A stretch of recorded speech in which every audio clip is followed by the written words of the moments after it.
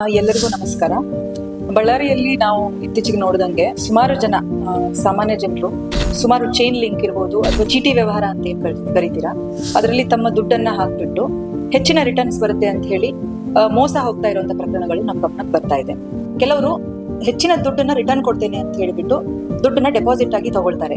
ಮೊದಲು ಅವರು ವ್ಯವಸ್ಥಿತವಾಗಿ ಅವ್ರಿಗೆ ರಿಟರ್ನ್ಸ್ ಕೊಡ್ತಾರೆ. ಸ್ವಲ್ಪ ಸಮಯದ ನಂತರ ಜನರಿಗೆ ಯಾವಾಗ ಜಾಸ್ತಿ ನಂಬಿಕೆ ಬಂದು ಹೆಚ್ಚು ಹಣ ಡೆಪಾಸಿಟ್ ಮಾಡ್ತಾರೆ, ಆ ಸಂದರ್ಭದಲ್ಲಿ ಎಲ್ಲಾ ದುಡ್ಡನ್ನ ಕೂಡಿಟ್ಕೊಂಡು ಅವರು ವಂಚನೆ ಮಾಡಿ ಮೋಸ ಮಾಡಿಬಿಟ್ಟು ಪರಾರಿಯಾಗಿರುವಂತಹ ಪ್ರಕರಣಗಳು ತುಂಬಾ ಜಾಸ್ತಿ ಬಳ್ಳಾರಿ ನಗರ ಪ್ರದೇಶದಲ್ಲಿ ಮುಖ್ಯವಾಗಿ ನಾವು ನೋಡ್ತಾ ಇದ್ದೇವೆ.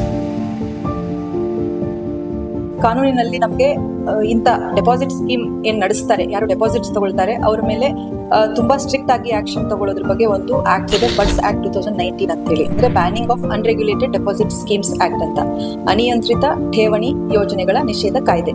ಈ ಕಾಯ್ದೆ ಅಡಿಯಲ್ಲಿ ಇಂಥ ಡೆಪಾಸಿಟ್ಸ್ ತಗೊಳ್ಳುವಂತವ್ರ ಮೇಲೆ ನಾವು ಕಠಿಣ ಕ್ರಮ ತಗೊಳ್ಬಹುದು, FIR ರಿಜಿಸ್ಟರ್ ಮಾಡಬಹುದು. ಹಾಗೆ ಅವರ ತಪ್ಪು ಪ್ರೂವ್ ಆದಲ್ಲಿ, ಕೋರ್ಟ್ ನಲ್ಲಿ ಪ್ರೂವ್ ಆದಲ್ಲಿ ಅವರಿಗೆ ನಾವು 5 ರಿಂದ 10 ವರ್ಷದಷ್ಟು ಕಾರಾವಾಸ ಶಿಕ್ಷೆ ಹಾಗೂ 5 ಲಕ್ಷದಿಂದ 50 ಕೋಟಿವರೆಗೂ ಫೈನ್ ಹಾಕುವಂತಹ ಅವಕಾಶಗಳಿದೆ. ಮತ್ತೆ ಅವ್ರೇನು ಮೋಸ ಮಾಡಿರುವಂತಹ ಅಥವಾ ವಂಚನೆ ಮಾಡಿರುವಂತಹ ಡೆಪಾಸಿಟ್ಸ್ ತಗೊಂಡಿರ್ತಾರೆ ಅದನ್ನ ಕೂಡ ಜಪ್ತಿಪಡಿಸಿಕೊಂಡು ಜನರಿಗೆ ಅದರದ್ದು ಅಮೌಂಟ್ ನ ವಾಪಸ್ ಕೊಡ್ಲಿಕ್ಕೆ ಅವಕಾಶಗಳಿದೆ.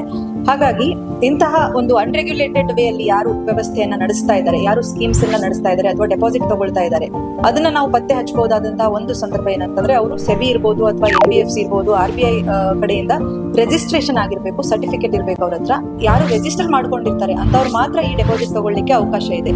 ಯಾರಾದ್ರೂ ಜನರು ಈ ತರ ನಂಬಿಸಿಬಿಟ್ಟು ಏಜೆಂಟ್ಸ್ ಇರ್ಬೋದು ಅಥವಾ ಡೆಪಾಸಿಟ್ ತಗೊಳ್ತೇನೆ ಅನ್ನುವಂಥವ್ರು ಇರ್ಬೋದು ಮಾಡಿದ್ರೆ, ಯಾರು ರಿಜಿಸ್ಟರ್ ಇರಲ್ಲ ಅವ್ರ ಮೇಲೆ ಕಾನೂನಾತ್ಮಕವಾಗಿ ನಾವು ಕೇಸನ್ನ ರಿಜಿಸ್ಟರ್ ಮಾಡಿ ಅವರ ಮೇಲೆ ಅವರಿಗೆ ಶಿಕ್ಷೆ ಆಗುವಂತಹ ಸಾಧ್ಯತೆಗಳಿರುತ್ತೆ.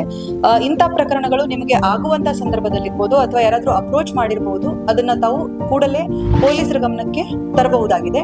ಈ ವಿಷಯದ ಬಗ್ಗೆ ಹೆಚ್ಚು ಗಮನ ಕೊಡಿ, ಎಚ್ಚೆತ್ತುಕೊಳ್ಳಿ. ಮೋಸ ಹೋಗೋಕ್ಕಿಂತ ಮೊದಲು ತಮ್ಮ ಒಂದೇನು ತುಂಬಾ ಕಷ್ಟಪಟ್ಟು ತಾವು ಸಂಪಾದಿಸಿರುವಂತಹ ಹಣವನ್ನ ತುಂಬಾ ಕೇರ್ಫುಲ್ ಆಗಿ ಎಲ್ಲಿಯಾದ್ರೂ ಇನ್ವೆಸ್ಟ್ ಮಾಡೋದಾದ್ರೆ ನಂಬಿಕಸ್ಥ ಆರ್ಗನೈಸೇಷನ್ಸ್ಗೆ ಮಾತ್ರ ಇನ್ವೆಸ್ಟ್ ಮಾಡಿ ಅಂತ ನಾನು ಮಾತು ಮುಗಿಸ್ತೇನೆ. Thank you.